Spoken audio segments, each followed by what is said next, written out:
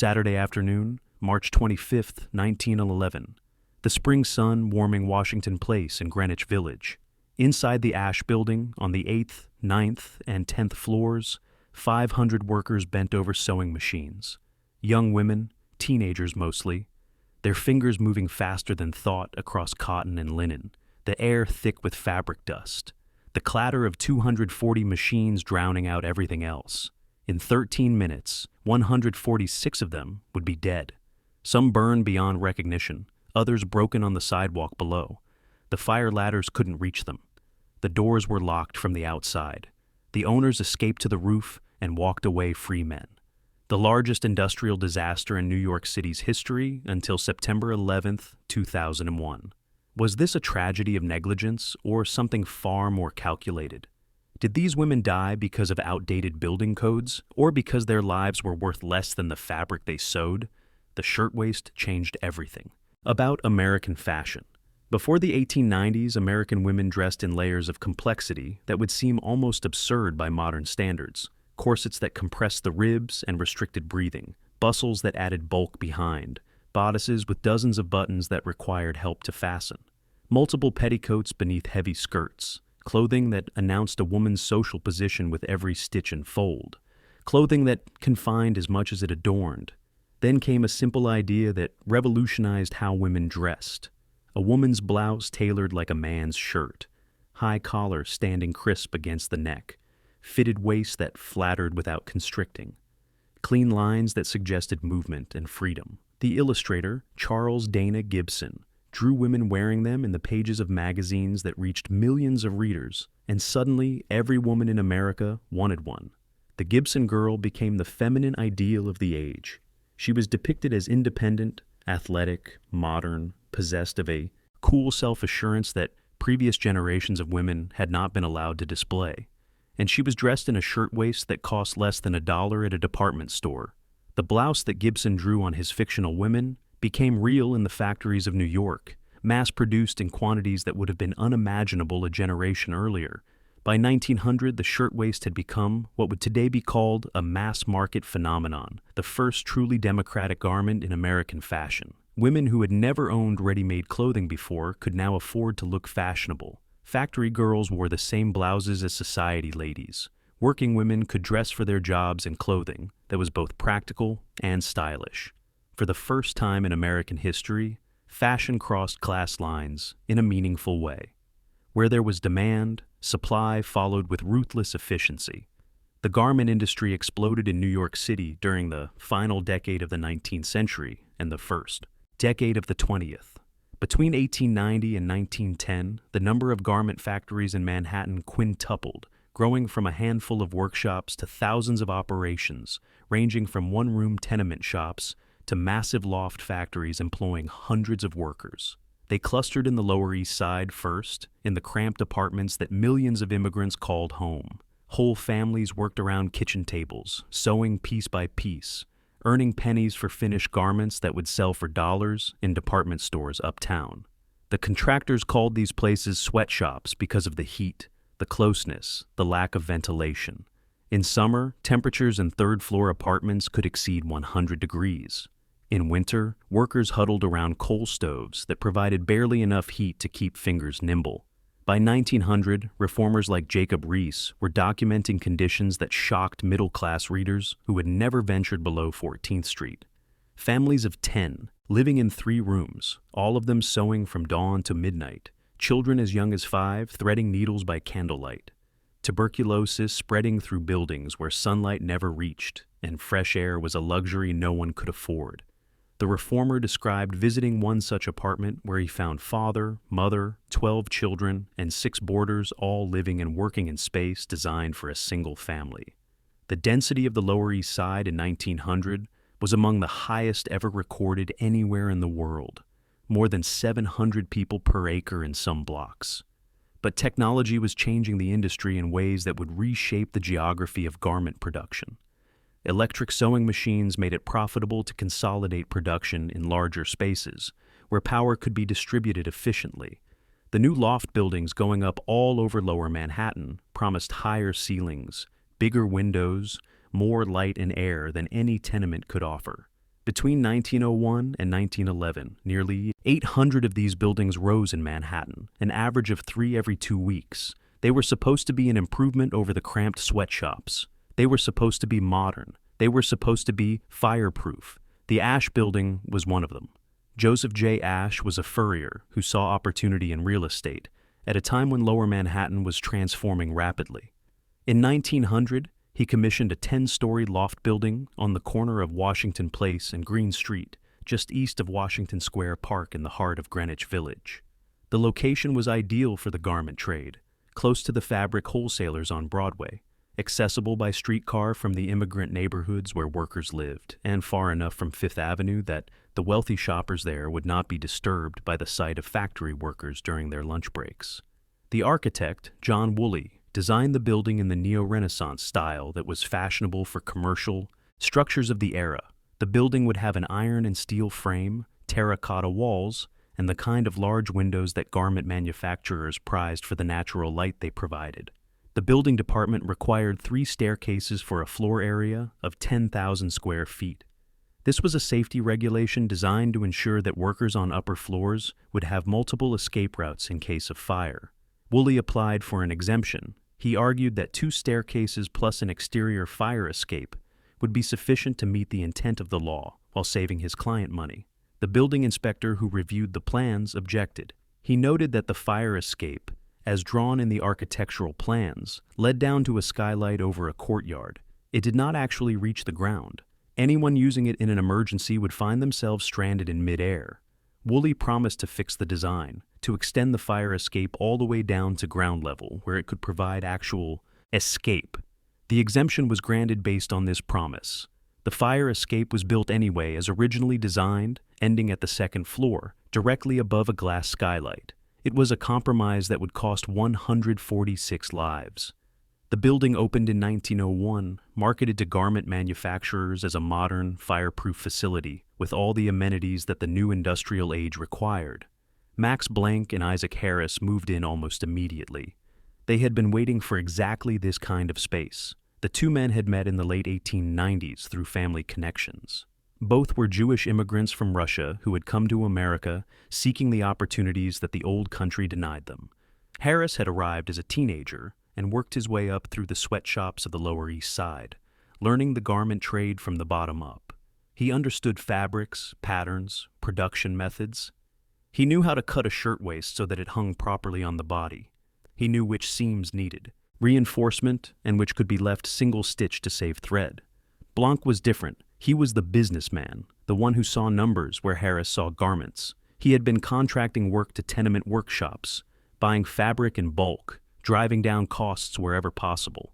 He understood margins and markups, the mathematics of profit that would make or break a garment manufacturer in a crowded and competitive market.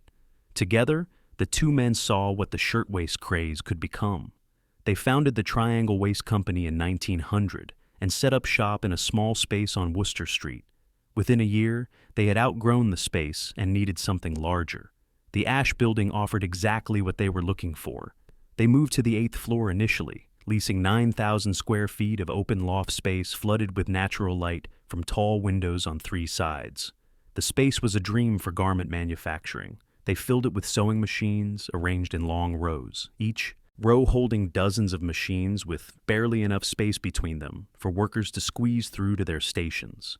They hired young women, mostly Italian and Jewish immigrants, who were desperate for work and willing to accept whatever wages were offered. By 1909, the business had expanded to occupy the 8th, 9th, and 10th floors of the building. The Triangle Waist Company had become the largest shirtwaist manufacturer in New York City, possibly in the entire country. Blanc and Harris had earned themselves a nickname that reflected their dominance of the industry, the Shirtwaist Kings. The mathematics of the shirtwaist trade were brutal in their simplicity. The blouses sold wholesale for about $18 a dozen, roughly $1.50 each. The fabric cost money.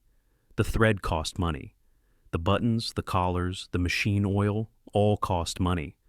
The rent on 9,000 square feet of prime Manhattan real estate cost money. The profit margin depended entirely on labor.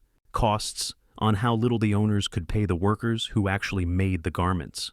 Blanc and Harris paid their workers between $7 and $12 a week for 52 hours of work. That translated to roughly 15 to 23 cents per hour. In today's money, adjusted for inflation, that would be somewhere between $5 and $8 an hour, not minimum wage, because there was no minimum wage in 1911. Not a living wage, because the concept did not exist in law. A survival wage, at best, that kept workers fed and housed while leaving nothing for savings or advancement, and from that meager amount, the owners found ways to extract more. Workers had to supply their own needles and thread, purchasing them from the company at marked-up prices. They were charged for the electricity that powered their sewing machines, a deduction that appeared on every paycheck. They were fined for damaged fabric, for sewing errors that resulted in rejected garments, for being late to work, for taking too long in the bathroom, for talking during working hours. A worker might finish a week having earned $12 on paper, only to find 7 or 8 in her pay envelope after all the deductions had been taken. The company store model that coal mines used to keep their workers in perpetual debt had its equivalent in the garment factories of New York. The pace of work was relentless, designed to extract maximum production from every worker during every minute of the workday. Each worker was assigned to a machine operator who was responsible for a certain number of machines and the workers who operated them. The operators were in turn accountable to foremen who reported to the owners. The operators were paid based on piece counts, on the number of garments their workers completed in a day or a week. This meant they drove their workers mercilessly, demanding speed above all else. A skilled seamstress might sew a dozen shirtwaists in a day if she worked without, stopping for anything but the briefest necessary breaks. A learner might manage half that, while she was still developing the muscle memory and finger coordination that speed required. The machines never stopped during working hours. There was no scheduled lunch break in the modern sense. No half hour or hour when workers could leave their stations and eat in peace. Women ate at their machines, taking quick bites of bread or fruit, while their feet kept the treadles moving. There were no scheduled bathroom breaks. Women who needed to use the facilities had to ask permission from their operators, who would time them and dock their pay if they took too long. Some workers reportedly held their bladders for entire shifts, rather than face the humiliation of asking permission and the financial penalty of taking time away from their machines. The work itself was monotonous and physically demanding in ways that left permanent marks on the workers' bodies. The same seam, the same stitch, the same motion, repeated hundreds of times each day, hour after hour, day after day, until fingers went numb and backs ached and eyes burned from the strain of close work in inadequate light. The doors were locked. This was not a secret that emerged only after the fire. It was company policy, known to everyone who worked there. Blank and Harris kept the Washington Place stairway door bolted during working hours. They gave several reasons for this practice. They claimed it was to prevent theft, to stop workers from pilfering fabric or finished garments on their way out of the building. Workers leaving for the day had to exit through the Green Street side, where a guard stationed at the door checked their bags and pockets before allowing them to leave. Anyone caught taking fabric, even scraps that would otherwise be swept up and thrown away, could be fired on the spot. Harris was particularly obsessed with preventing what he called employee theft. At the trial that followed the fire, he would admit under oath that in years of operation, the total value of goods stolen from the Triangle factory was less than $25, but the principle mattered more than the cost. The owners believed that workers would steal if given the chance, that the immigrant women who operated their machines could not be trusted. They believed that control required confinement. Fire was a constant presence in the garment industry, so common that the trade had developed its own terminology for the phenomenon. The Insurance Monitor, a publication that tracked the insurance business, reported that garment factories had an unusually high rate of fires, many of them occurring under circumstances that suggested they were not entirely accidental. The business had a term for it, selling to the insurance company, when styles changed and inventory became obsolete, when debts piled up and creditors pressed for payment, when competition squeezed margins to the point where legitimate operation was no longer profitable. A well-timed fire could solve a lot of problems at once. The inventory would be destroyed, but the insurance would pay for it at retail value. Blanc and Harris knew this business practice intimately because they had apparently used it themselves. Before the Triangle Fire of 1911, their operations had been damaged by fire 4 times in less than a decade. The Triangle factory on Worcester Street burned twice in 1902, forcing them to collect insurance and relocate to the Ash Building. Their Diamond Waste Company, a separate operation, burned in 1907 and again in 1910. Each time, they collected insurance and rebuilt. Each time, they refused to install sprinkler systems that would have prevented the fires from spreading. Sprinklers were available technology in 1911. They were not required by law, but they were increasingly common in factories where owners wanted to protect their investments. Blanc and Harris declined to install them. The conditions inside the Triangle factory were not unusual for the time. This was part of what made the tragedy so significant. What happened on March 25, 1911, could have happened in hundreds of other factories across New York City. Fire Chief John Kenlin would later testify before the Factory Investigating Commission that his department had identified more than 200 factories where conditions made a triangle-style disaster not just possible, but likely. The garment industry operated on thin margins and even thinner ethical standards. Safety was an expense that cut into profits. Fire drills took time away from production. Sprinkler systems cost money to install and maintain. Unlocked doors made it harder to control workers and easier for them to steal. In the calculation that factory owners made every day, the safety of workers ranked far below the security of profits. Workers were expendable. This was the fundamental assumption that underlay everything about how the garment industry operated. There were always more immigrants arriving at Ellis Island, always more desperate families fresh from the poverty of Eastern Europe or the crushing limitations of Southern Italy, always more young women willing to accept whatever work was available at whatever wages were offered. The supply of labor seemed infinite, replenished constantly by the great waves of immigration that were transforming American cities. The value of any individual worker approached zero because she could always be replaced by someone even more desperate. But the workers were beginning to organize, to challenge the assumptions that treated them as disposable components in a machine designed to generate profit for others. In September 1909, employees at the Triangle factory went on strike. They were demanding better wages, shorter hours, and recognition of the International Ladies Garment Workers Union as their bargaining representative. Blanc and Harris responded as they had always responded to challenges to their authority, with force and intimidation. They fired 150 suspected union sympathizers, workers identified by informants as having attended union meetings or expressed support for organization. They hired replacement workers to take their places. They hired thugs to intimidate the strikers who picketed outside the factory. They hired prostitutes to harass female picketers and provoke confrontations that would justify police intervention. They used every tool available to them to break the strike. The conflict escalated beyond Triangle. On November 22nd, a meeting at the Great Hall of Cooper Union drew thousands of garment workers from across the city. Women and men who had experienced the same conditions and the same treatment at factories throughout the industry. Speaker after speaker took the podium to urge caution, to counsel patience, to recommend negotiation over confrontation. The male leaders of the garment unions were uncertain about the wisdom of a general strike. They worried about losing what little they had gained in years of careful organizing.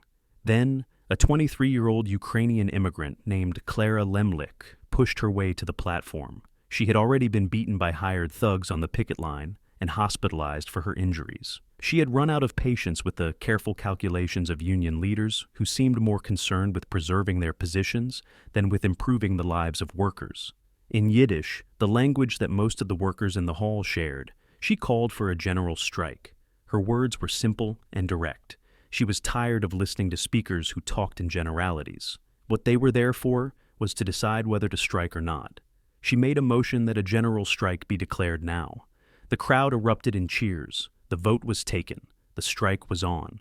The next morning, more than 15,000 shirtwaist workers walked out of factories across New York City.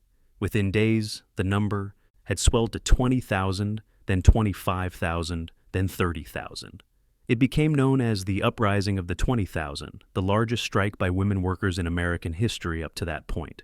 The strikers demanded a 20% pay raise, a 52-hour work week, overtime pay for hours beyond that, and union recognition that would give them some power to negotiate future improvements. They marched through the streets of Manhattan in freezing temperatures, their thin coats inadequate against the winter cold, but their determination stronger than their discomfort. They faced police harassment from officers who saw union activity as a threat to public order. They faced arrests on trivial charges, fines they could not afford to pay, jail time that separated them from families who depended on their wages. A judge sentencing one picketer told her she was striking against God and nature, whose law was that man should earn his bread by the sweat of his brow. The strikers were not deterred.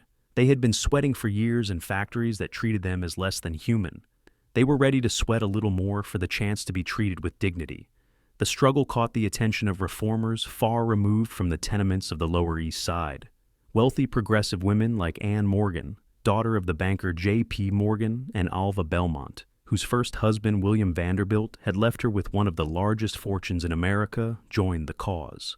They saw the labor uprising as an opportunity to advance the broader cause of women's rights. If working women were fighting for better conditions, then wealthy women could support them, and in doing so, build a coalition that crossed class lines. Belmont arranged huge rallies and fundraising events. She spent nights in court, paying the fines of arrested strikers. She brought publicity to the cause at a time when publicity could make the difference between victory and defeat. The strike lasted through the winter of 1909 into February 1910. It ended with partial victories that fell short of what the workers had demanded. Most of the small and mid-sized factories settled with the union, granting wage increases and shorter hours. The large factories, including Triangle, refused to recognize the union. Blanc and Harris made some concessions on wages, but would not allow union representation in their factory. They would not give up their absolute control over their workers. The strike ended without achieving its most important goal. The doors remained locked. The fire escapes remained inadequate. The sprinklers remained uninstalled. 13 months later, 146 workers would die. The Triangle Waste Company occupied the top 3 floors of the Ash Building by 1911, a factory operation that employed approximately 500 workers when at full capacity. The 8th floor housed the cutting department, where skilled workers laid out fabric, traced patterns, and cut the pieces that would be assembled into shirtwaists. The cutters were mostly men, the highest paid workers in the factory, respected for the precision their work required. One mistake with the cutting shears could ruin enough fabric to cost dozens of dollars. The cutting tables were piled high with bolts of cotton and linen, with pattern pieces made of cardboard, with the scraps and offcuts that accumulated in bins beneath the tables and were swept into piles at the end of each day. The 9th floor was the sewing floor, the heart of the operation, where 240 machines were arranged in long rows running the length of the building. Each row was tightly packed, with barely enough space between machines for workers to squeeze through to reach their stations.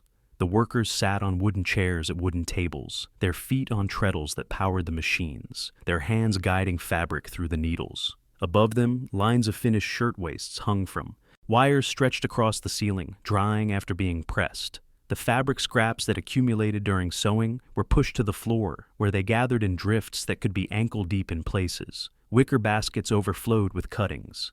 Oil-soaked rags used to lubricate the machines were tossed into corners. The entire space was, in the language of fire science, a fuel load waiting for ignition. The 10th floor housed the executive offices of Blank and Harris, along with the pressing and packing departments. Finished shirtwaists were brought up from the 9th floor, pressed smooth with heavy irons, inspected for quality, packed into boxes, and shipped to department stores across the country. The owners had their desks here, far from the noise and heat of the sewing floor, insulated by a floor of concrete and steel from the workers who made their fortunes possible. On March 25, 1911, Blanc was in the office with his 2 young daughters, who had come to see their father at work. Workers smoked despite prohibitions posted throughout the factory. They exhaled through their collars to avoid detection, hiding the cigarettes beneath their work when foremen walked past. Matches were struck and discarded, tossed into scrap bins where they could smolder for hours before igniting. The building had no sprinkler system, despite the technology being readily available and increasingly common in other factories. There was no fire alarm system, no bells that would alert workers on one floor to a fire on another. The single fire hose on the 8th floor had a rotted canvas and a rusted valve that would not turn. No fire drill had ever been conducted. The workers did not know where the exits were, did not know which stairs led to the street and which led to dead ends. At approximately 4:40 on the afternoon of Saturday, March 25th, the workday was ending. Workers on all 3 floors were preparing to leave. Some had already received their pay envelopes from the cashier, who distributed wages at the end of each week. Others were at their machines finishing final pieces before the closing bell. On the 8th floor, in the northeast corner near the Green Street windows, a cutter named either Samuel Bernstein or Isidore Abramovitz, accounts differ, and neither man testified clearly about what happened, noticed flames in a scrap bin beneath one of the cutting tables. He grabbed a pail of water and threw it on the fire. It had no effect. The bin was full of fabric cuttings that had accumulated over weeks, dry and flammable as tinder. The flames spread instantly to the cutting table, then to the fabric bolts stacked above, then to the pattern pieces pinned to the walls. Within seconds, the entire corner of the 8th floor was ablaze. The manager on duty, Samuel Bernstein, reached for the fire hose mounted on the wall near the Green Street stairway. He pulled the hose from its bracket and aimed it at the flames. The valve would not turn. It was rusted, nearly solid from years of disuse. Even if the valve had opened, the canvas hose was so rotted that water would have sprayed from a dozen holes before reaching the nozzle. Bernstein threw down the useless hose and looked for another way to fight the fire. There was no other way. There were no fire extinguishers on the floor. There were no sprinklers in the ceiling. The fire was spreading faster than any human effort could contain it. Someone on the 8th floor ran to the telephone and called down to the watchman in the lobby. The watchman called up to the 10th floor, where the owners had their offices.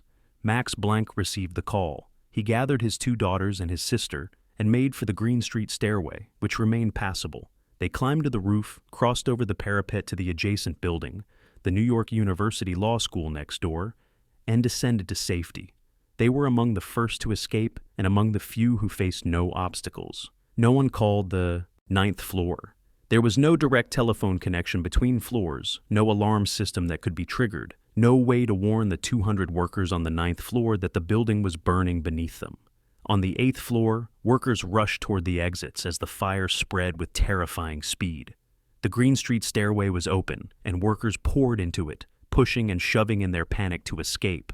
The stairway was narrow, designed for normal traffic rather than emergency evacuation. It quickly became jammed with bodies, each person trying to move faster than the person ahead, each person pushed from behind by those desperate to escape the flames advancing behind them. Some fell on the stairs and were trampled. Others made it down to the street in safety. The Washington Place stairway was locked. Workers clawed at the door, beating against it with their fists, trying to force it open. The door was solid wood with a metal frame. It would not budge. The lock was a standard commercial lock that required a key to open from the inside. The key was with a foreman who had already fled down the Green Street stairs. No duplicate key hung on the wall. No one on the 8th floor could open the door. Workers who had run to the Washington Place side of the building found themselves trapped with flames behind them and a locked door before them. Some turned back and fought their way through the fire to the Green Street stairs. Others did not make it. The freight elevators on the Green Street side were still running. The operators, Joseph Zito and Gaspar Mortillo, made repeated trips between the 8th floor and the ground. They were the heroes of the disaster, men who could have fled to safety, but chose instead to keep making trips into the burning building. They saved dozens of workers, cramming 15 or 20 people into elevator cars designed to hold 12. Each trip took precious minutes. Minutes for the car to descend, minutes to empty, minutes to ascend again. The fire was spreading faster than the elevators could evacuate the building. Workers who could not fit into the crowded cars watched the doors close and the cars descend, not knowing if they would return in time. The fire escape on the rear of the building offered another route, but it was a route to death for many who took it. The structure was less than 2 feet wide, made of wrought iron that had never been tested for load or heat. Workers who found the fire escape began climbing down, their feet finding the narrow rungs, their hands gripping the railings. As dozens of workers crowded onto the structure, it began to sway in ways that terrified those trying to descend. The intense heat from the fire warped the iron and softened the anchor points where the escape attached to the building. At some point during the evacuation, witnesses could not agree exactly when, the fire escape collapsed. Approximately 20 workers fell nearly 100 feet to the concrete courtyard below. The glass skylight that the fire escape had been designed to terminate above shattered under the impact of the falling bodies. Some victims crashed through the skylight into the basement. Others landed on the broken glass and twisted metal. Workers still on the fire escape above watched their co-workers fall and then felt the structure give way beneath their own feet. Some jumped before it collapsed completely. Others went down with the twisted metal. The 9th floor was the killing floor. No warning reached the 200 workers there until smoke began seeping through the floorboards and flames appeared at the edges of the room. By then, the escape routes that had been available to the 8th floor were already compromised. The Green Street stairway was passable for those closest to it, but the door to the stairway was narrow and opened inward. Workers piled up against it, crushing those in front as they tried to push through. The smoke was thickening. Rapidly, the heat was becoming unbearable. Those who could not reach the stairs looked for other ways out. The Washington Place stairway door was locked. Workers later testified that they tried everything to open it. They pulled at the handle. They kicked at the door. They screamed for help. The door had a lock that could only be opened with a key. There was no key on the 9th floor. The foreman who might have had it was never found among the living or the dead. The door remained locked as flames filled the room behind the workers trapped against it. Dozens died within feet of a stairway that could have saved them. The elevators made a few trips to the 9th floor before the heat became too intense for the operators to continue. The elevator shafts acted as chimneys, drawing fire and smoke upward through the building. Workers who could not fit into the crowded cars watched the doors close and the cars descend, uncertain whether they would return. Some did not wait to find out. They pried open the elevator doors and looked down into the dark shaft. Some jumped blindly, hoping to land on top of a descending car. Their bodies crashed through the roofs of the elevator cars or fell all the way to the basement. On the street below, the first witnesses to the disaster saw what they initially could not comprehend. A man appeared in a 9th floor window and hesitated for a moment, framed against the flames behind him. Then he fell or jumped. Witnesses could not tell which. William Shepard, a reporter for United Press who happened to be walking through Washington Square when the fire broke out, ran toward the building when he heard screams. He would later describe what he saw in a dispatch that ran in newspapers across the country. He called it a sound more horrible than description can picture. Thud dead. The sound of a human body hitting stone from 100 feet. He counted 62 of them, standing on the sidewalk, watching the windows, writing in his notebook as bodies fell around him. He saw girls appear at the windows, hesitate for a moment as they looked at the flames behind them and the pavement below, and then jump. Some jumped alone. Some jumped holding hands with friends or sisters. Some were already on fire when they jumped, their clothing and hair ablaze, trailing smoke as they fell. The firefighters who had arrived by then were helpless to catch them. The safety nets they stretched beneath the windows broke immediately when women jumped in groups of 3 and 4. Fire Engine Company 20 and Ladder. Company 20 arrived within minutes of the first alarm. They were stationed only a few blocks away, and they responded with the speed and professionalism that New York firefighters were known for. But the technology of 1911 was not designed for this disaster. The tallest ladder in the fire department's arsenal extended only to the 6th floor, fully 3 stories below where workers were trapped. The water pressure in the hydrants was barely adequate to push a stream to the 7th floor, and even then the water turned to steam before it reached the fire. The firefighters aimed their hoses at the windows, trying to give workers on the upper floors a chance to reach the stairs, but the water could not reach them. They watched helplessly as workers fell around them, their bodies crashing onto the pavement, crushing hoses, making it impossible to approach the building. The crowd that gathered on Washington Place and Green Street watched the impossible unfold before their eyes. Many had never seen death before, had never witnessed violence beyond the ordinary scuffles of city life. Now they watched young women burn to death or leap to their deaths, one after another, for what seemed like an eternity. At first, some in the crowd thought the owners were throwing merchandise out the windows to save it from the flames. Then they realized the bundles of fabric were people. One man was seen in a 9th floor window helping women escape. He would lift a woman to the windowsill, hold her out over the street for a moment, and then release her to fall.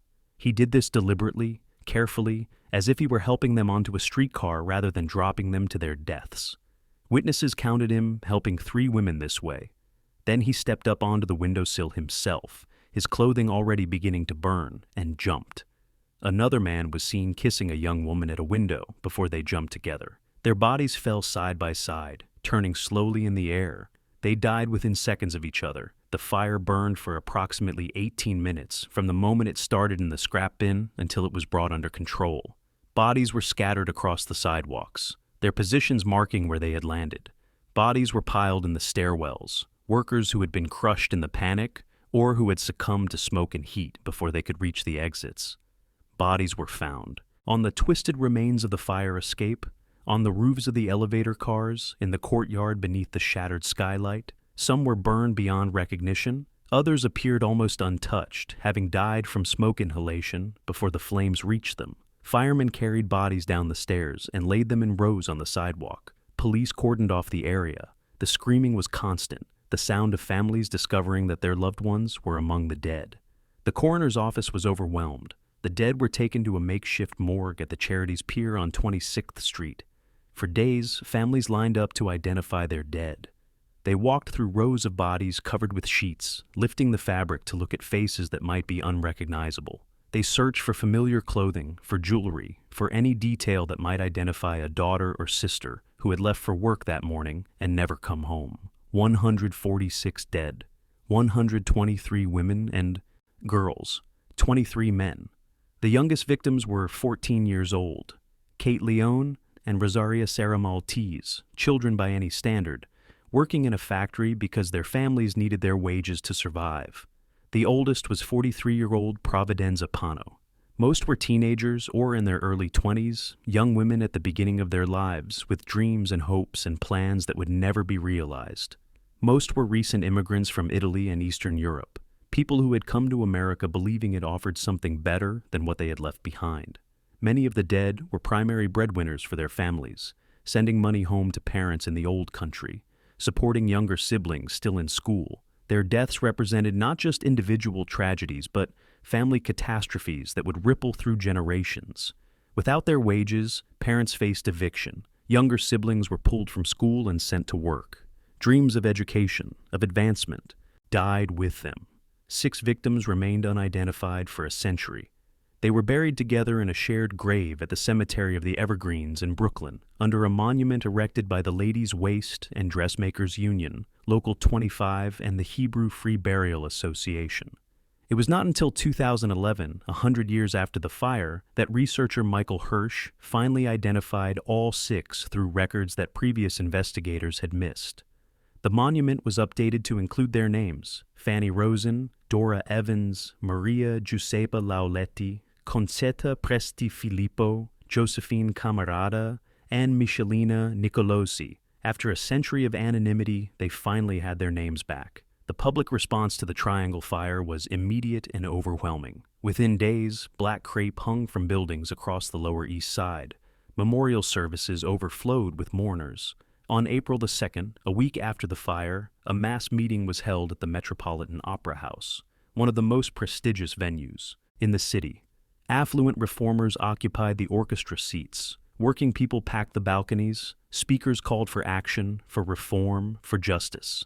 Then Rose Schneiderman took the stage. She was a labor organizer who had worked to unionize the Triangle workers, who had walked the picket line during the 1909 strike, who knew some of the dead personally. She was 4 feet 9 inches tall and possessed a voice that could silence a crowd of thousands. What she said that day became one of the most famous speeches in American labor history. She did not call for fellowship or patience or gradual reform. She accused the audience of having blood on their hands. She said that working people had tried appealing to the public's conscience for decades and had been found wanting. She compared the factory to the rack of the Spanish Inquisition. She declared that it was up to the working people to save themselves, because no one else would save them. Too much blood had been spilled. The audience sat in stunned silence for a moment, then erupted in applause. 3 days later, on April 5th, a funeral procession was held for the 7 victims who at that time remained unidentified. An estimated 400,000 people lined the streets of Manhattan. The procession moved slowly through the rain. It rained that day, as if the sky itself were mourning. Up Fifth Avenue, past the factories where workers labored, past the department stores where shoppers bought the shirtwaists they made. The mourners wore white, the color of the shirtwaist. They carried banners demanding justice. We demand fire protection. We mourn our loss. The investigation began immediately. Fire marshals picked through the wreckage of the top 3 floors, documenting what they found.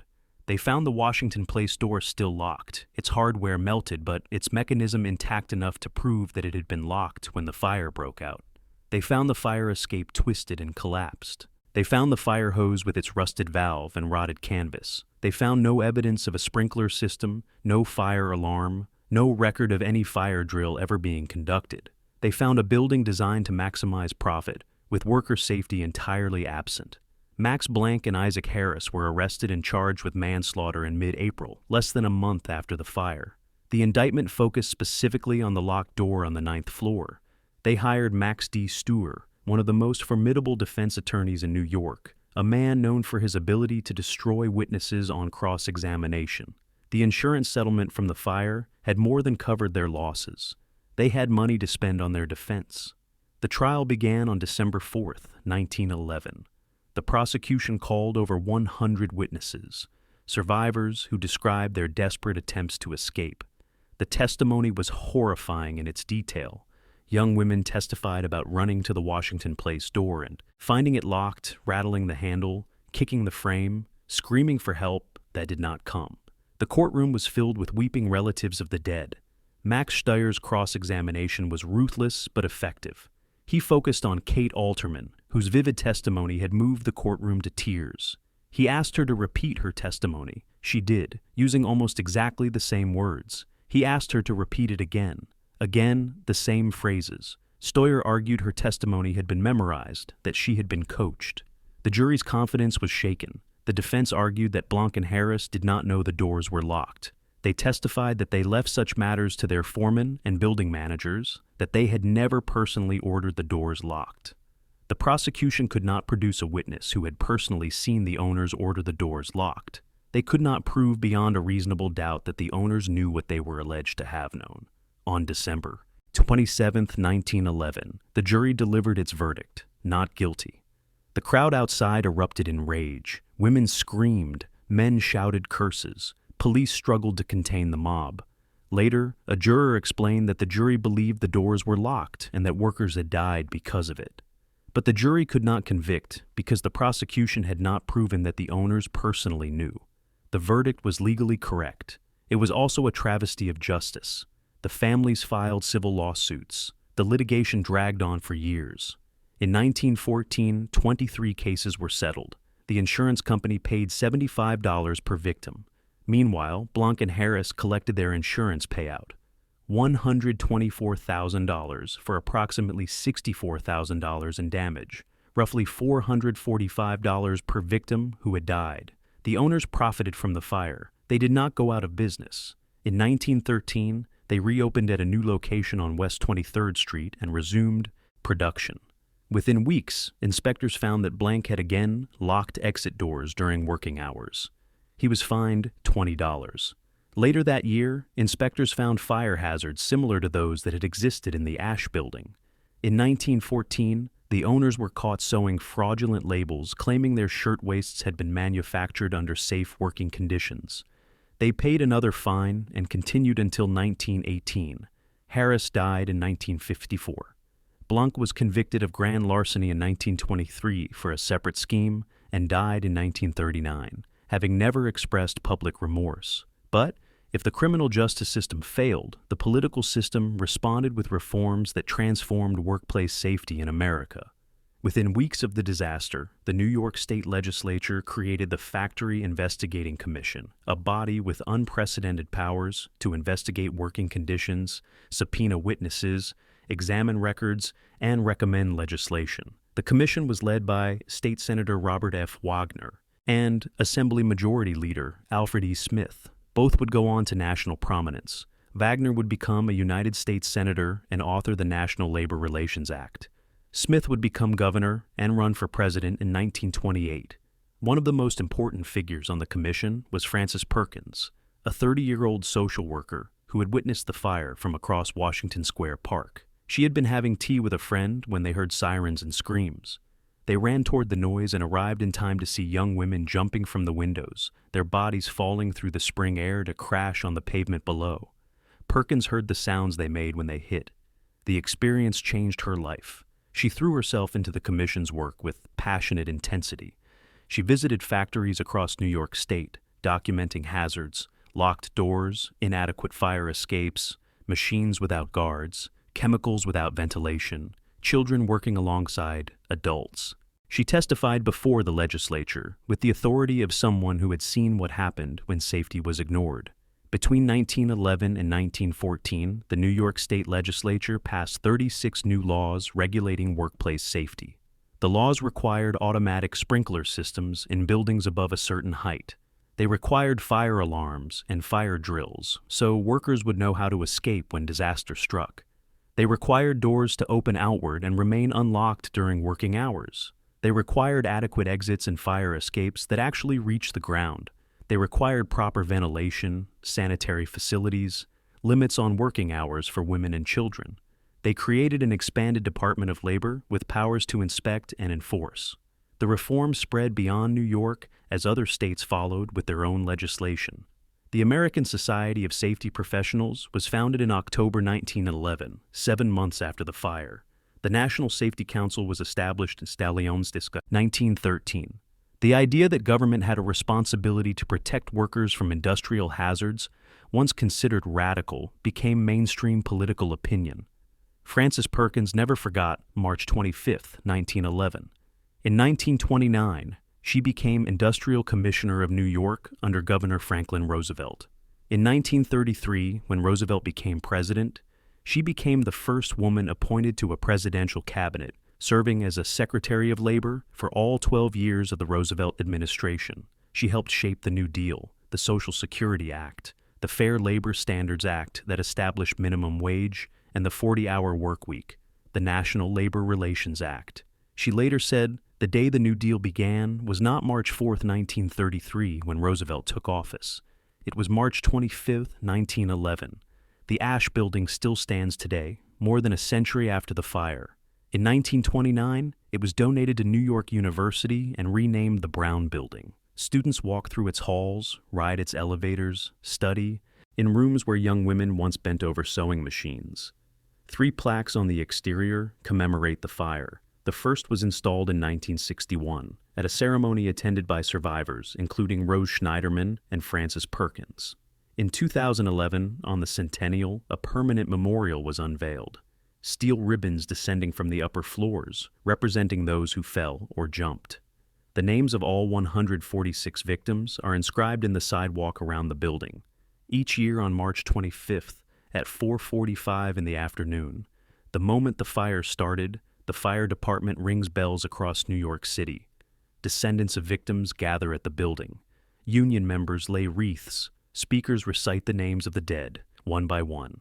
It is a ceremony of remembrance, a refusal to forget.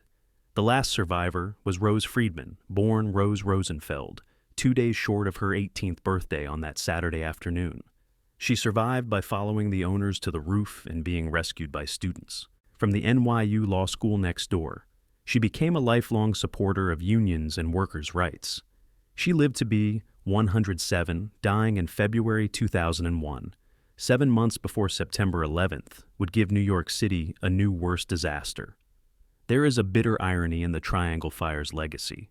The reforms it inspired transformed American workplaces, but they did not end the calculation that values profit over lives. They pushed the worst abuses overseas, to countries where labor is cheaper and regulations weaker. The garment industry that once employed hundreds of thousands in New York now operates primarily in Bangladesh, Vietnam, China, places where fires still happen in clothing factories and workers still die. In 2013, more than a century after Triangle, the Rana Plaza building in Bangladesh collapsed, killing more than 1,100 garment workers. The building had been constructed illegally, with additional floors added without permits. Cracks had appeared in the walls the day before. Workers had refused to enter. Their supervisors ordered them back, threatening to dock their pay. The building collapsed the next morning. The parallels to Triangle are impossible to ignore. workers who knew the danger and were forced to face it. Safety regulations that existed on paper but were not enforced. An industry that had moved specifically to escape regulations. American workers had won through decades of struggle. The Triangle Fire teaches us that workplace safety is never permanent, never automatic. It must be won and then defended. The reforms that followed did not happen because factory owners decided to do the right thing. They happened because workers organized, reformers agitated, and politicians responded to public pressure. Without that pressure, nothing would have changed. The gains that workers won have been eroded repeatedly over the decades, challenged by business interests arguing that regulation is too burdensome. The battle is never finished. The question that opened this story cannot be answered simply. Was this negligence or something calculated? Perhaps both, and neither. The owners did not intend for their workers to die. There is no evidence they wanted the fire, but they created conditions in which death was inevitable. They locked the doors. They skipped the fire drills. They refused the sprinklers. They did not light the match, but they built the fuel load that made the fire deadly. They blocked the exits. They ensured that when the fire came, as fires always come in buildings full of flammable materials and inadequate safety measures, it would be catastrophic. The women who died were not statistics. They were Kate Leone and Rosaria Sarah Maltese, 14 years old. They were Providenza Pano, 43. They were the Maltese sisters, 3 of them, who went to work together and died together. They were engaged to be married. They were supporting parents. They were dreaming of futures the fire took away. The 8th, 9th, and 10th floors of the Brown Building are quiet now. The sewing machines are gone. The fabric scraps have long been swept away. The windows look out over Washington Square Park, where children play and students study. The doors that were locked are propped open during business hours. Fire extinguishers hang on the walls. Exit signs glow above the stairways. Sprinkler heads dot the ceilings. All the things that should have been there in 1911. All the things that 146 workers bought with their lives. The least we can do is remember their names.